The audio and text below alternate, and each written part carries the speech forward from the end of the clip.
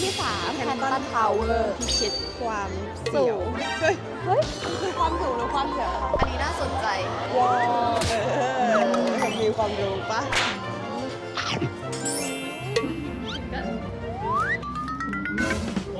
เจโตมโหฬารมากพอสอนจีนปะปลานิดนึง Under the Sea ได้ปะผ่านปะ อยากถามว่ามัน1 ปีหรือยังนะคะ 1 ปีแล้วเหรอ ครั้งแรกที่เจอกับเจน่า ใช่ค่ะ แล้วอยู่ๆก็ได้หอมแก้มเฉยเลย น้องจะเป็นคนที่ตัวหอมมาก เอาจริงว่าทุกคนเจเครียดจนแบบเปิดกล้องอะ แล้วสุดท้ายแล้วเราก็ สุดท้ายนี้ก็เจก็อยากไปเที่ยวกับพี่จินนี่อีกหลาย ๆ ประเทศนะคะ เช้าวันที่ 3 เราอยู่กันที่แคนตันทาวเวอร์ค่ะ เราจะมาทำภารกิจพิชิตความเสียวเฮ้ยมันคือความสูงหรือความเสียวคะโอเค เราได้บัตรมาแล้วนะคะทุกคน ใช่ค่ะ มาดูกันว่าข้างบนจะเป็นยังไง แต่ว่าตอนนี้ข้างนอกฝนตกหนักมาก ข้างบนฝนจะตกว่าอาจจะมีนิดหน่อยนะคะ เพราะเขาบอกว่าสูงกว่าตึกมหานคร สูงกว่าเมฆอีกก็เดี๋ยวเราจะขึ้นไปดู เราจะขึ้นบับเบิ้ลกันไปค่ะ ไปดูข้างบนกัน เอาละค่ะทุกคนตอนนี้เราก็ขึ้นไม่สิ เราผ่านตรงที่สแกนตั๋วแล้วก็สแกนกระเป๋ามาแล้ว เรากำลังจะหาทางขึ้นไปที่บับเบิ้ลฉันก็ไม่รู้ว่าขึ้นไปทางไหน กลัวปะ ไม่กลัว เฉยๆเนาะ ไปค่ะ ไปกันค่ะ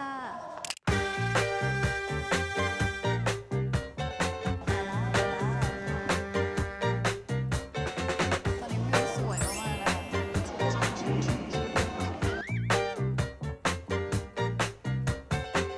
แล้วก็อยู่ที่ชั้น 108 สูงมาก โอเค ไม่ได้ขาสั่นขนาดนั้น บ้านตรงนั้นน่ารักมากเลยเหมือนเป็นแค่แบบเป็นเกาะ เออ ไม่ได้คือแม่น้ำ น่ารักมาก ตรงนั้นฝนตกหนักมาก อยากขึ้นไปที่มันสูงๆอะ ใช่ขึ้นไปต่อไหม ตอนนี้เราก็กำลังเดินวนดูวิวอยู่นะคะ คือเราขึ้นมาถึงชั้นเนี้ยเวลา 11 พอดี แต่ตอนนี้เกินแล้ว เหมือนเราจะเจอทางขึ้นแล้วค่ะ นี่ไง มาดูนะคะว่าเราจะสามารถขึ้นได้หรือเปล่า เพราะว่าสภาพอากาศตอนนี้ค่อนข้างที่จะ แปรปรวนค่ะทุกคนคะเรามีข่าวร้ายจะมาบอก ก็คือเนื่องด้วยสภาพอากาศในวันนี้เขาปิดบับเบิ้ลค่ะ ปิดเมื่อกี้เลยก่อนซื้อบัตรเขายังเปิดอยู่เลยค่ะ แต่ว่าฝนลงตอนขึ้นลิฟต์มาเมื่อ 5 นาทีที่แล้ว ตอนนี้เขาปิดแล้วค่ะ จบและ เดินดูวิวกันตรงนี้ก็ได้เนาะสวยเหมือนกันไม่เป็นไรยังไงคนก็สวยกว่าวิวอยู่ละคนก็สวยกว่าวิวอยู่ละ แต่ว่าพอดูคนนี้แล้วดูเหมือนฝนไม่ตกอะ จริงอุ๊ยอันนี้แบบสนามบาสสนามเยอะมาก ที่การบอกว่าคนที่เนี่ยเขาฮิตนิยมเล่นบาสเกตบอลกัน เด็กก็เล่นปะ ใช่เมื่อนานแล้ว นักกีฬาบาสนะคะทุกคน ตอนนี้อ้วนพุยละ อ้วนตรงไหนไม่เห็นอ้วนเลย ตอนนี้ตกทั่วๆกันทุกฝั่งแล้วค่ะ หนีไม่รอดไปทางไหนก็หนีไม่พ้นกวางโจวอาจจะอยากให้พูดว่าแบบมาใหม่ ค่อยมาดูใหม่ไม่เป็นไรเดี๋ยวเราก็ได้กลับมาใหม่ ในอนาคตเราอาจจะได้มากวางเจอด้วยกันเนื่องจากฝนตกนะคะ เราก็เลยต้องไปยืนดูวิวตรงนี้แทนข้างนอกมองไม่เห็นอะไรแล้วค่ะ เหมือนเราจะขึ้นไม่ได้สูงสุดเราน่าจะขึ้นได้ที่ 433.2 เมตร ชั้นที่ 108แล้วแล้วสภาพอากาศแบบฝนตก ก็เราก็จะมาถ่ายรูปกันที่ชั้น108น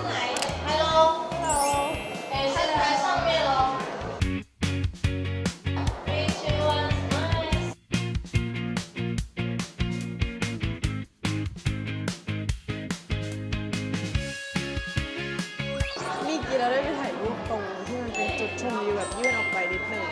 ก็รู้สึกว่า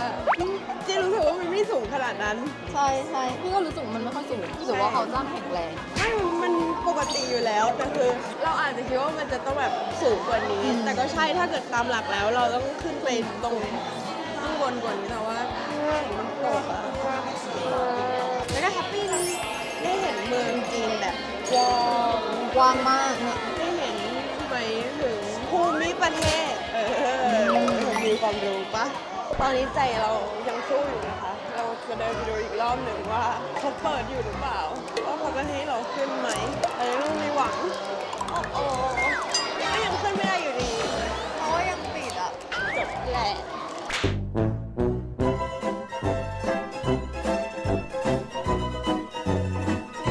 ก็หลังจากรอมา 40 นาทีนะคะทุกคน ก็ยังขึ้นไม่ได้อยู่ดี เขาก็ยังไม่ให้เราขึ้นค่ะ จบแล้ว ใช่ สุดท้ายแล้วเราก็พิชิตความสูงที่ชั้นที่ปลายปลา108นะคะ 108พอเราขึ้นไปกว่านี้ไม่ได้เขาไม่ให้เราขึ้นแล้ว เราอดขึ้นมาบูม จบไปค่ะไปกันต่อ ไปกันต่อ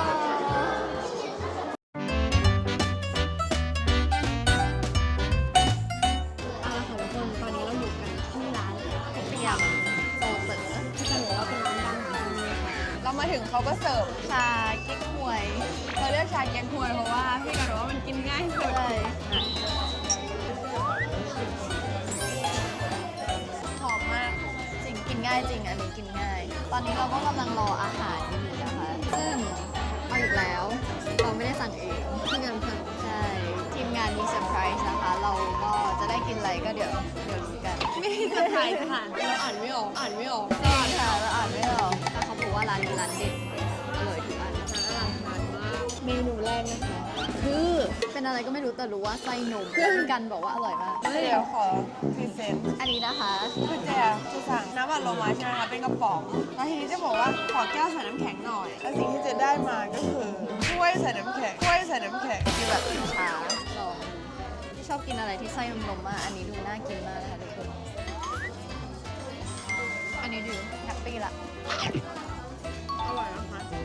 อันนี้ฟิลเหมือนแบบเหมือนของหวานนิดหน่อย พี่ว่าไม่หน่อยพี่ว่าของหวานเลย มาม่าวันนี้บอกพี่กันไปว่าอยากกินเสี่ยวหลงเปา เราได้มาแล้วนะคะเสี่ยวหลงเปา ฮักเก่าค่ะ จะลองฮักเก่าก่อนเลยอันแร โอก เคงั้นพี่ขอเสี่ยวหลงเปาหลอด ที่นี่เขาไม่กินน้ำจิ้มนะคะทุกคน มันเป็นแบบออริจินอล อันไหนที่มีน้ำจิ้มเขาจะให้น้ำจิ้มเรามาแต่ที่เขาไม่มีน้ำจิ้มคือ ใหม่ๆเวอร์อร่อยไหม อร่อย อันนี้อร่อย ร้อนมาก แล้วก็มาลองฉังเปิ่นกันนะนี่นะคะฉังเปิ่น ว้าว นุ่มมากนุ่มสุด อร่อยมากนี่คือของปลอบใจหลังจากที่เราไม่ได้ขึ้นๆแคนตันทาวเวอร์ บับเบิ้ล เราได้กินติ่มซำก็แฮปปี้ละฉังเปิ่นอร่อยมาก อะไรคะเมนูต่อไปคือที่กูรู้เหมือนกันอ่ะ เอ้ยมีเต้าหู้ด้วยไอเลิฟเต้าหู้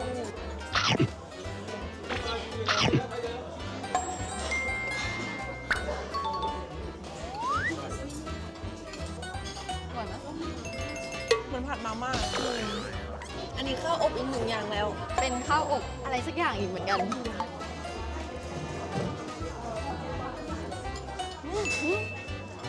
อันนี้อร่อยอันนี้ดีนี่คือรสชาติที่ใช่ นี่นะคะเรามาลองชิมอันนี้กัน เดี๋ยวพี่กินอันนี้กินเบิ่มมาก อร่อยไหม อร่อยซอสอันเนี้ยเจน่าชอบ ก็อร่อยทำพวกน่ารักดีนะ ใช่ไหมชอบมาก เป็นลูกไก่อะไก่เอ็นดู ข้าวกล้องเนี่ยให้เลยเราสองคนขอตัวไปกินก่อนนะคะ ใช่ค่ะเดี๋ยวขอไปเติมพลังก่อนเพราะว่าต่อไปเราจะไปห้องมือโบราณกัน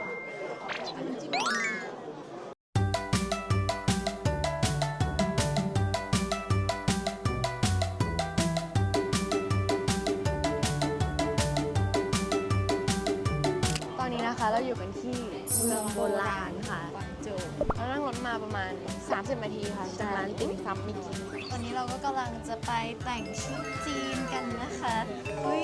ถังหมูนี่เฮ้ยน่ารักมากอ่ะ อยากกินอ่ะ ขอถ่ายพี่อยากกินเหมือนกันอ่ะหัวถัง เลี้ยงควาถาง เหมียงหัวถัง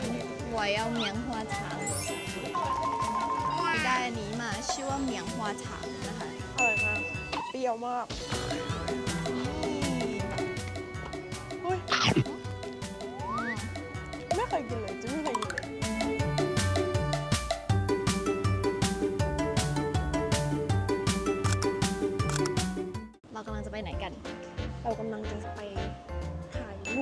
แบบที่เขาถ่ายกันในเมืองโบราณค่ะ ใช่ เราจะไปแต่งชุดโบราณกัน ไปดูกันว่ามันจองเป็นยังไง อยากเห็นเจแต่งเลยอะ แต่พี่ว่าต้องสวยแน่ แต่ว่ามันจะเป็นสวยที่แปลกตาไง เพราะว่าเจไม่ได้หน้าจีน ฉันก็อยากรู้เหมือนกันว่าเขาจะแต่งเจอมาเป็นยังไง เรากำลังเลือกชุดอยู่นะคะเจอชุดนี้เหรอ ตอนนี้ก็ได้ชุดจีนมาแล้วนะคะ ก็กำลังจะรอแต่งหน้า เริ่มเลยเช็ดหน้าออกเลย 我谢谢我被他等大了干嘛干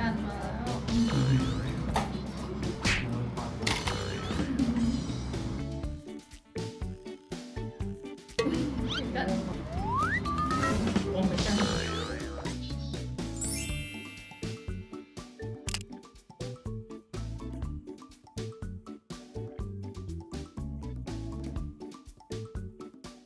A few moments later. ตอนนี้เราก็แต่งหน้าเสร็จแล้วนะคะ เราก็เลยออกมาถ่ายรูปรอเจน่าเช็ควันนี้นี้เลย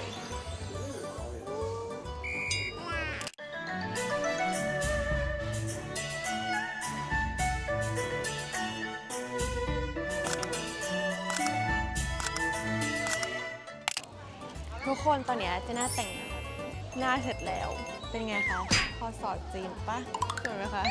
เราแต่งไปประมาณ1 ชั่วโมงลุคที่ได้ก็คือเจะไม่รู้เลยว่ามันจะออกมาเป็นแบบไหน เพราะว่าเขาก็ให้แค่เลือกรูป ไม่ใช่เขาให้แค่เลือกชุดใช่ไหมแล้วทีนี้พอเลือกชุดเสร็จเขาก็ให้นั่งเลยแล้วก็แต่งหน้าทำผมใส่ชุดแล้วก็ออกมาได้เป็นลุคนี้ ที่ชอบนะเอาจริงอ่ะมันก็ก็ได้อยู่นะพี่เช็คนี่นะคะชุดของเรา หัวผมหน้าชุดนี้เขาบอกว่าเหมือนเป็นธีมปลานิดหนึ่ง Under the Sea ทุกคนว่าเป็นไง ได้ปะผ่านปะ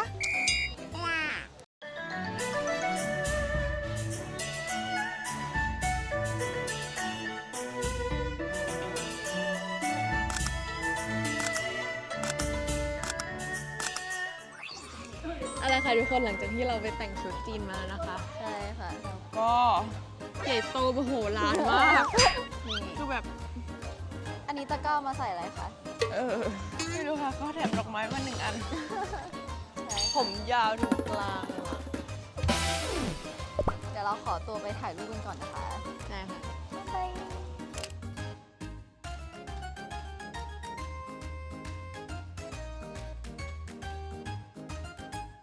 งั้นเดี๋ยวเราเริ่มตั้งแต่ครั้งแรกที่เจอกับเจน่า อยากถามว่า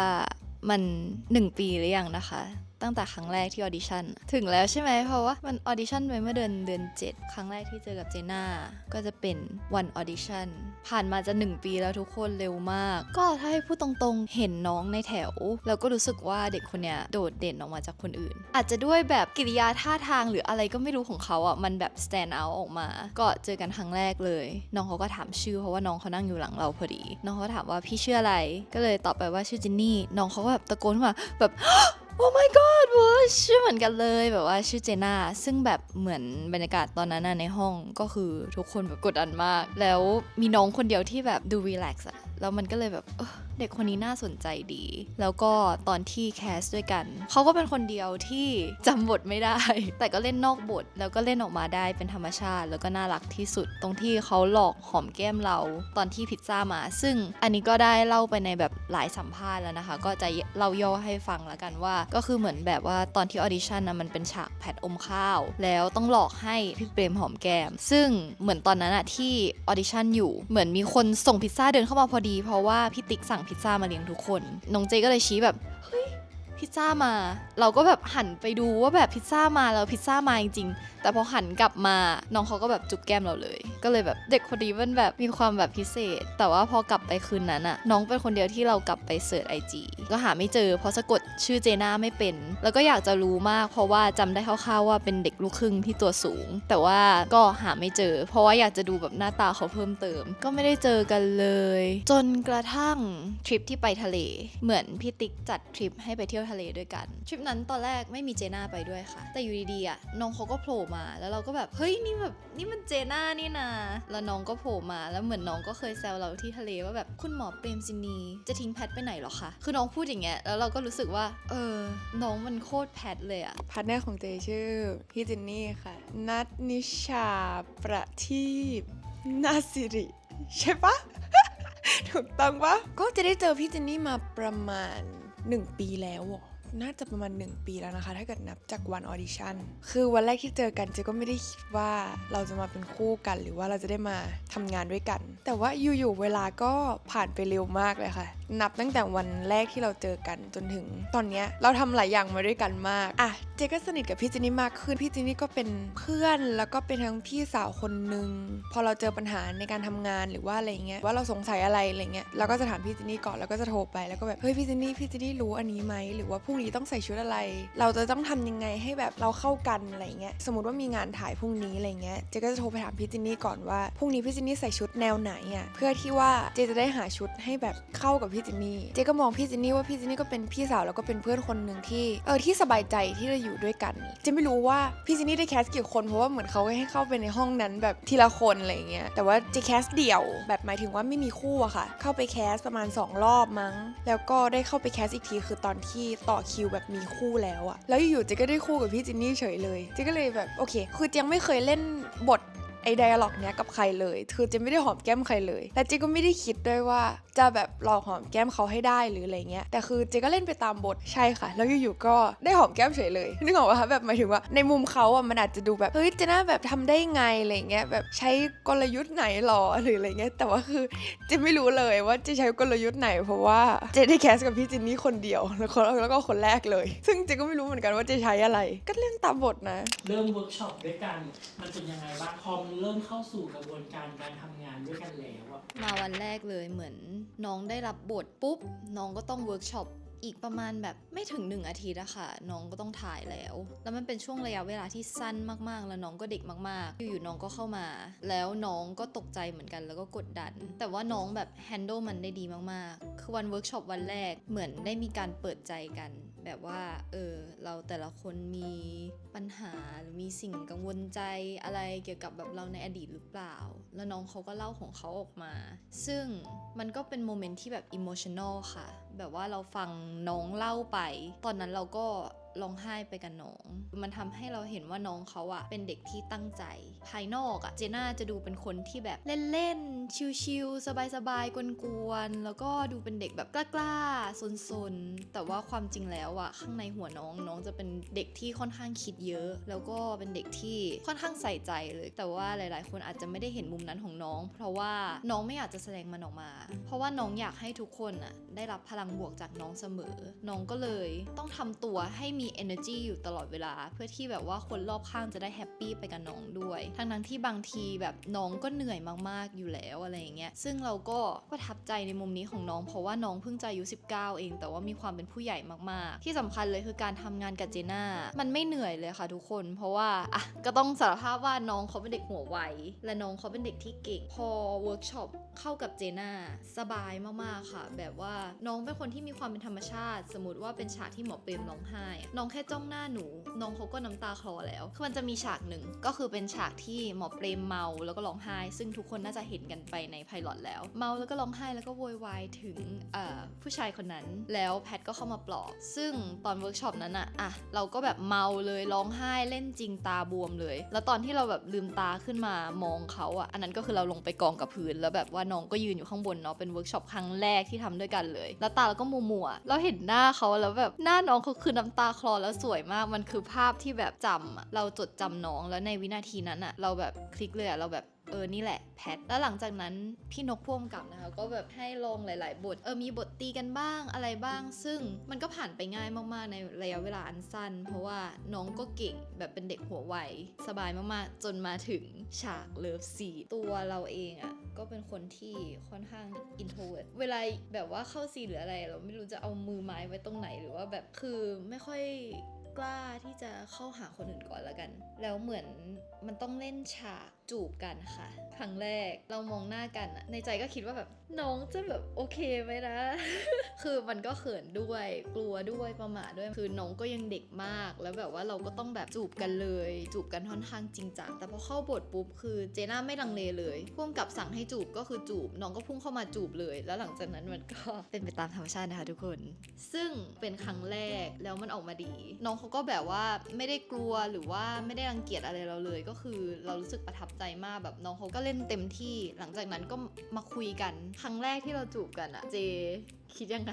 แล้วเจก็บอกว่าเจก็คิดเหมือนกันว่ากลัวว่าแบบพี่เจนี่จะโอเคไหมอะไรไงคือสรุปแล้วก็คือเราทั้งสองคนอะคิดเหมือนกันเราก็เลยแบบโอเคสบายใจแล้วความคิดมันตรงกันก็ผ่านฉากนั้นมาได้ดีค่ะ เล่าถึงเวิร์กช็อปครั้งแรกเหรอคะเอาความรู้สึกเจก่อนดีกว่าตอนนั้นอะเวิร์กช็อปครั้งแรกอะคือเจรู้ว่าเจได้รับการเล่นซีรีส์เรื่องเนี้ยก่อนประมาณ10 วันมั้งคะมันก็เครียดมากเลย เครียดมากเลยว่าจะเป็นยังไงจะแบบทำได้ไหมหรืออะไรเงี้ยถ้าเกิดเทียบกับคนอื่นอะคนอื่นก็มีเวลาเตรียมตัวแบบมากกว่าเราแบบพอสมควรค่ะแต่ว่าพอเป็นเจมีเวลาประมาณ7-10 วันอะไรเงี้ยเจ๊ก็รู้สึกเครียดมากแล้วก็กดดันมากแล้วก็พอเวิร์กช็อปครั้งแรกก็ยังเครียดอยู่ เอาจริงว่าทุกคนเจ๊เครียดจนแบบเปิดกล้องแ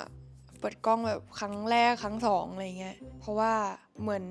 เจนี่แหละจะไปยึดติดกับว่าแบบเฮ้ยจะมีเวลาน้อยอะอะไรเงี้ยแต่พอสุดท้ายแล้วพอมองย้อนกลับไปวันเนี้ยมันก็ผ่านมาได้แบบแฮปปี้อะแล้วพี่เจนี่ก็คอยบอกเจแบบตั้งแต่วันแรกนะว่าแบบไม่เป็นไรหรอกแบบทำได้จะทำได้พี่เจนี่เชื่อว่าจะทำได้ในตอนที่เจยังไม่เชื่อตัวเองด้วยซ้ำว่าจะทำได้นึกออกปะคะทั้งที่เขามีเวลาเตรียมตัวมากกว่าเจแต่ว่าพี่เจนี่บอกเจว่าเจทำได้ตอนนั้นก็เชื่อแหละว่าแบบเจทำได้ใช่ไหมแต่ว่าสุดท้ายแล้วเจก็ผ่านมันมาได้ค่ะเป็นซีนที่เวิร์กช็อปค่ะคือในตอนที่เราเวิร์กช็อปอะเราก็เหมือนพี่นกผู้กำกับอะเขาก็คัดมาแต่ซีนแบบพีคๆอะเพื่อให้เราเวิร์กช็อปกันแบบเร็วๆอะไรเงี้ยเพราะว่าเวลาในการเวิร์กช็อปเราน้อยใช่ไหมคะเขาก็เลยคัดมาแต่ซีนแบบซีนใหญ่อะไรเงี้ยค่ะเราก็ได้ร้องไห้กันก่อนร้องไห้อะไรเงี้ยแต่ตอนร้องไห้อะคืออยู่ๆน้ำตามันก็หยุดปุ๊บเพราะว่าเรารู้แล้วว่าแบบเหตุการณ์ต่อไปอ่ะมันจะต้องเป็นซีนแบบจูบใช่ไหมแล้วก็แบบเฮ้ยยังไงดีแบบยังไงนะคะคือเจกับพี่จินนี่แบบอันนั้นก็คือครั้งแรกไม่มีใครคือเราไม่เคยเห็นหน้าใกล้กันขนาดนั้นมาก่อนอ่ะนึกออกไหมคะคือเราจะมองแบบเรายืนห่างกันเราเวิร์กช็อปกันจริงแต่เราจะยืนห่างกันแล้วเราก็แบบแล้วคุณหมอเป็นยังไงล่ะคะอะไรเงี้ยแต่ซีนนั้นอะคือแบบเห็นหน้าใกล้มากคืออีกนิดเดียวก็คือแบบว้ายจะทำอะไรต่อดีแล้วก็นั่นแหละพี่นกก็แบบให้เริ่มเลยโดยที่แบบไม่มีเวลาให้ทำใจแล้วเจ๊ก็เอาวะเจ๊ก็หลับตาแล้วเจ๊แบบ โอเคแล้วก็ผ่านมาได้แต่ตอนนั้นมันผูแดงหน้าแดงตัวชาไปหมดเลยบทจำไม่ได้เลยตอนนั้น พูดถึงตอนอยู่กองหน่อยตั้งแต่พอเริ่มเข้ากองแล้วเริ่มถ่ายเริ่มทำงานด้วยกันเป็นยังไงบ้างหรือว่าพี่จินนี่เขาเป็นคนแบบไหนหรือยังไงเรามีอะไรที่ช่วยกันบ้างระหว่างถ่ายอะไรอย่างเงี้ยเรื่องบรรยากาศในกองน้องจะเป็นคนที่ชิลแล้วก็รีแลกซ์มากส่วนเราอ่ะจะเครียดเราอยากจำบทให้ได้เป๊ะๆเราอยากเล่นให้มันได้เป๊ะๆใช่ไหมเราก็จะตั้งใจแล้วก็เครียดซึ่งน้องเขาก็จะคอยมาเอนเตอร์เทนเราตลอดเวลาแต่คือไม่รู้ไอ้ด้วยความที่เรามัวแต่โฟกัสกับงานอ่ะมันทำให้น้องรู้สึกว่าเรามีกำแพงกับน้องหรือเปล่าอันนี้ก็ไม่รู้เหมือนกันเหมือนช่วงแรกๆอะค่ะเจอกันวันออดิชั่นเนาะเสร็จแล้วก็มาเจอกันเวิร์กช็อปซึ่งมันแบบ3 วันเองมั้งไม่ถึงอาทิตย์หนึ่งอะแล้วก็ถ่ายเลยมันก็คือถ่ายตั้งแต่แบบโหเข้ากอง6 โมงถึงประมาณ4 ทุ่มเช้าเย็นอย่างนั้นนะคะทุกวันละประมาณ 3-4 วันต่ออาทิตย์แล้ววันพักก็คือพวกเราก็กลับไปจำบทที่เหลือเพื่อที่จะมาถ่ายต่อเราก็ไม่ค่อยมีเวลาได้แบบคุยเล่นอะไรกันนอกงานเวลาว่างเราก็เอาแบบโทรต่อบทกันตกลงกันว่าจะมากี่โมงโลเคชั่นไหนบทยากไหมช่วยกันจำอะไรอย่างเงี้ยค่ะมันก็เลยอาจจะทำให้น้องอะรู้สึกว่าเรามีกำแพงช่วงนั้นแต่คือในใจหนูอะหนูไม่มีกำแพงอะไรเลยพออาทิตย์ผ่านไปเรื่อยๆน้องเขาก็เข้ามาเล่นกับเรามากขึ้นมันทำให้เราแบบบทมันก็ไม่ต้องเป๊ะก็ได้อะทุกคนลองทำตามน้องดูลองเล่นไปกับน้องดูแล้วบรรยากาศที่มากองก็สนุกขึ้นมีการแซวมีการแบบไปแกล้งร่วมด้วยช่วยกันกลายเป็น2 ตัวป่วนในกองค่ะมันก็เป็นอะไรที่แฮปปี้แล้วก็เป็นความทรงจำที่มีความสุขแบบว่าตอนเลี้ยงปิดกล้องก็สนุกสนานกันมากหนูคิดว่าหนูคงดึงมุมของตัวเองมุมเนี้ย ออกมาไม่ได้ ถ้าไม่มีเจน่าแล้วหนูก็รู้สึกว่าหนูโชคดีมากๆที่ได้น้องเป็นพาร์ทเนอร์น้องอ่ะเป็นคนที่มีความธรรมชาติสูงแล้วก็เป็นคนที่ไม่เหมือนใครค่ะอันนี้คือขออนุญาตคือเราไม่ได้อวยพาร์ทเนอร์ตัวเองนะคะทุกคนแต่ว่าต้องขอพูดคำนี้เลยว่าคือไม่รู้ว่าจินนี่ดูทั่วหรือเปล่าแต่ว่าเท่าที่แบบว่าในอินดัสทรีอ่ะเท่าที่เราเห็นมาเรายังไม่เคยเห็นใครที่เป็นเหมือนน้องเลยมันเป็นเอกลักษณ์แล้วมันก็พิเศษมากๆเพราะว่ามันก็แค่แบบเด็กธรรมดาคนหนึ่งที่บางทีอาจจะแบบ acting ก็แข็งบ้างไม่แข็งบ้างเกรงบ้างไม่เกรงบ้างเวลาเข้าหาคนอื่นก็อาจจะพูดเป็นบ้างไม่เป็นบ้างอะไรอย่างเงี้ยค่ะแต่ว่าน้องเขาทำให้เรา relax ขึ้นน้องเขาทำให้เราเป็นธรรมชาติมากขึ้นแล้วส่วนตัวเรารู้สึกว่าเราชายมากที่สุดเวลาอยู่กับน้องค่ะ จะรู้สึกว่าพี่จินนี่เป็นคนง่ายๆนะคะอะไรก็ได้ง่ายๆอยากได้อะไรแล้วอยากทำอะไรก็บอกเป็นคนพลังบวกนะคะไม่เชิงลบบวกพลังบวก คอยแบบชมตลอดว่าแบบสวยนะแบบพี่กินเล่นดีแล้วนะอะไรเงี้ยแต่บางทีก็แอบอยากบอกให้พี่จินนี่แบบเฮ้ยมันจะเป็นไปได้เหรอวะเราจะแบบเป็นคนเพอร์เฟกต์ขนาดนั้นหรอหรืออะไรเงี้ยแบบมานั่งถามตัวเองเพราะว่าพี่จินนี่ไม่เคยแบบพูดว่าแบบไม่ชอบอันนี้เลยหรือว่าไม่อะไรเลยอะไรเงี้ยจะเป็นคนถามมากกว่าว่าอันนี้แบบโอเคไหมหรือว่าอะไรเงี้ยแล้วก็รู้สึกว่าพี่จินนี่ก็เป็นคนมีความพยายามและความตั้งใจสูงมากในตัวเองเพราะว่าตอนที่อยู่กองอ่ะเหมือนพี่จินนี่ต้องไดเอทไปด้วยใช่ไหมคะพี่จินนี่ก็จะแบบมีไข่ต้มเพราะพี่จินนี่ออกกำลังกายคือเจ๊เป็นคนที่กินแล้วแบบไม่สนใจอะไรเลยอ่ะคือกินจะก็กินจะเหนื่อยจะก็กินเพราะแบบการกินคือการแบบทำให้หายเหนื่อยใช่ไหมแต่พอหันไปหาพี่จินนี่คือแกแบบใจแข็งมากอ่ะที่จะไม่กินเจ๊ก็เลยนับถือตรงนี้จริงๆว่าแบบทำได้ยังไงใช่แล้วอะไรอีกอะก็พี่จินนี่เป็นคนตามใจอ่ะแบบอยากไปไหนก็ไปชวนไปได้ตลอดน่ารัก ตั้งแต่มาที่เนี่ยทริปเนี้ยเป็นยังไงบ้างเพราะว่ารอบเนี้ยมันอยู่แทบจะทั้งวันทั้งคืนเลยเรารู้สึกว่าเราเห็นอะไรมุมใหม่ๆของเขาบ้างไหมหรือว่าแบบเรารู้สึกว่ามันเป็นยังไงบ้างอะไรอย่างเงี้ยก็ทริปนี้ก็เป็นทริปแรกที่มาต่างประเทศกับเจน่าก็มันทำให้เราแบบว่าเห็นมุมต่างๆของกันและกันมากขึ้นน้องก็เป็นอย่างที่หนูเคยพูดไว้บ่อยๆแหละค่ะแบบว่าน้องเขาจะพยายามแบบ radiate แบบ positivity กับคนอื่นแต่ความจริงแล้วน้องก็เหนื่อยเป็นเหมือนกันเราก็เห็นมุมที่แบบน้องเหนื่อยน้องพักผ่อนแต่ว่าเวลาเราเข้าไปคุยอะน้องก็คือหันมายิ้มแล้วก็น่ารักกับเราตลอดพูดสุภาพกับเราตลอดเวลาน้องก็ขนของมาให้เรายืมเยอะมากนะแบบว่าไดร์เป่าผมทิชชู่เช็ดหน้าอะไร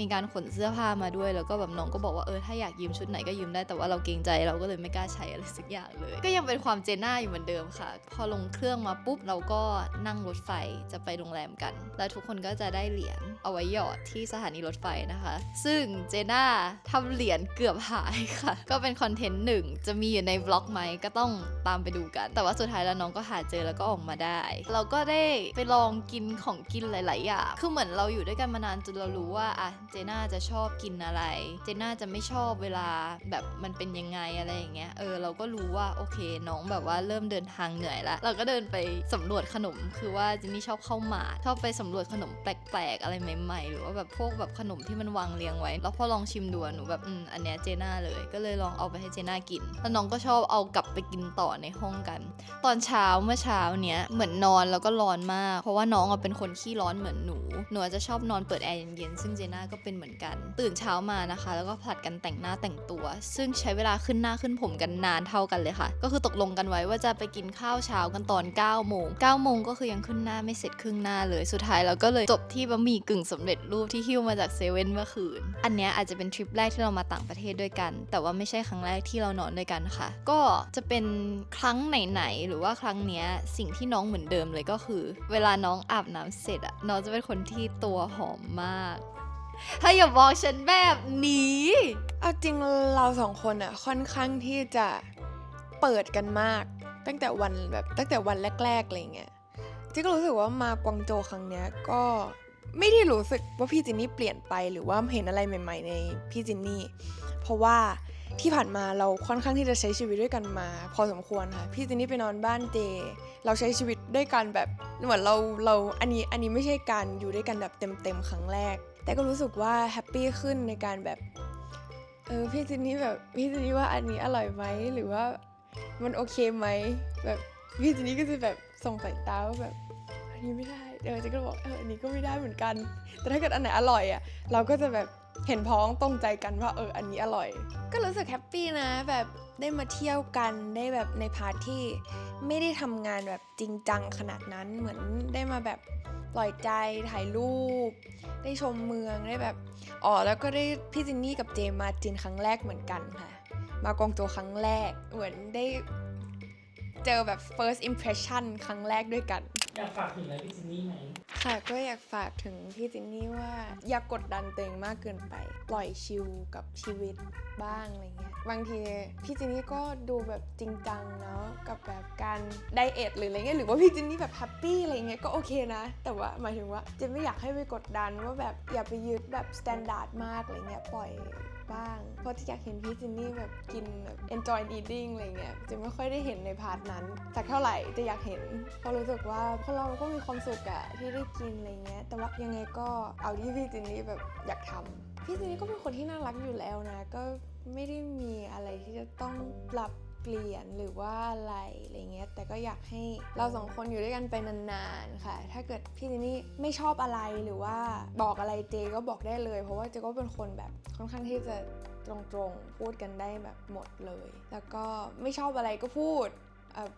ถ้าเกิดชอบก็พูดก็ได้ค่ะนั่นแหละค่ะก็อยากให้เราสองคนอยู่ด้วยกันไปนานๆค่ะเจก็จะอยู่กับพี่จินนี่ไปนานๆ ก็อยากจะบอกเจว่าถ้าเกิดว่าในช่วงเวลาที่ผ่านมาพี่ทำอะไรผิดไปก็ขอโทษด้วยแล้วก็พี่ก็รู้สึกว่าแฮปปี้มากๆที่ได้พาร์ทเนอร์กับเจพี่ไปไหว้พระขอพรให้พวกเราสองคนสุขภาพแข็งแรงแล้วก็ประสบความสำเร็จตลอดแล้วก็พี่ก็มีแอบไปดูหมอดูมาด้วยว่าแบบ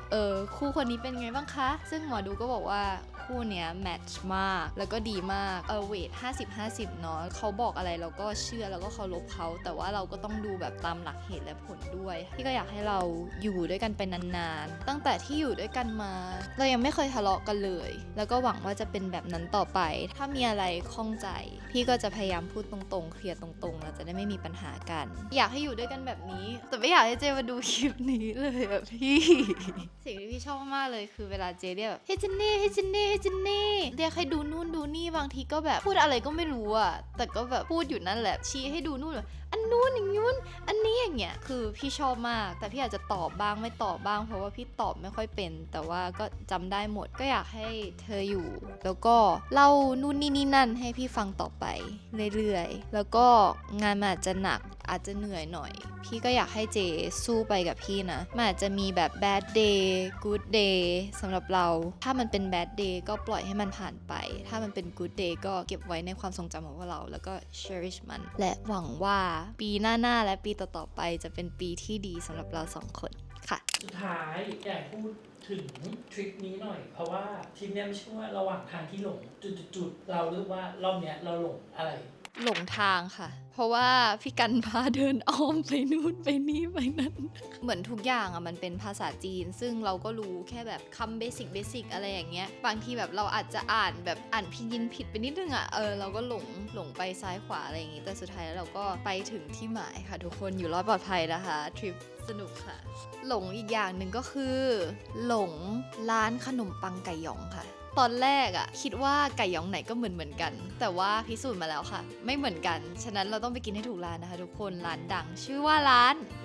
ไม่รู้เหมือนกัน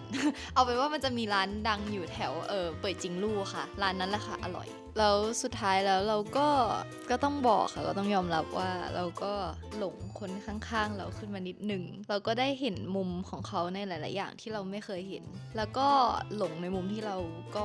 เคยเห็นอยู่แล้วบ่อยๆแต่ก็นั่นแหละค่ะหลงคนข้างๆค่ะ ก็ระหว่างทางที่หลงทริปนี้เราหลงหลายอย่างมากเลยหลงทางหลงทุกอย่างแบบหลงทางทุกที่ของกินอะไรเงี้ยก็คือแบบหลงไปหมดแต่คนข้างๆก็หลงนิดนึง ค่ะก็รู้สึกว่ากวางโจวก็เป็นเมืองที่ของเยอะมากเลยแบบอะไรใหม่ๆเต็มไปหมดเลยอะไรที่เราไม่เคยเห็นอะไรเงี้ยก็จะเจอได้ที่กวางโจว มีความของเยอะกว่าประเทศไทยคือหมายถึงว่าของทุกอย่างมันจะแบบ plus size นึกออกมาค่ะมันก็จะแบบเยอะดีของเยอะมาก ค่ะสุดท้ายนี้ก็เจ๊ก็อยากไปเที่ยวกับพี่จินนี่อีกหลายๆประเทศนะคะแล้วก็หวังว่า จะได้ทำคลิปออกมาให้ทุกคนดูต่อไป อันนี้คือประเทศแรกก็ฝากทุกคนติดตามชมด้วยว่าประเทศที่ 2 ประเทศที่ 3 ประเทศที่ 4 ที่ได้เที่ยวกับเธอ จะพากันไปหลงที่ไหนอีกนะคะเจอกันค่ะ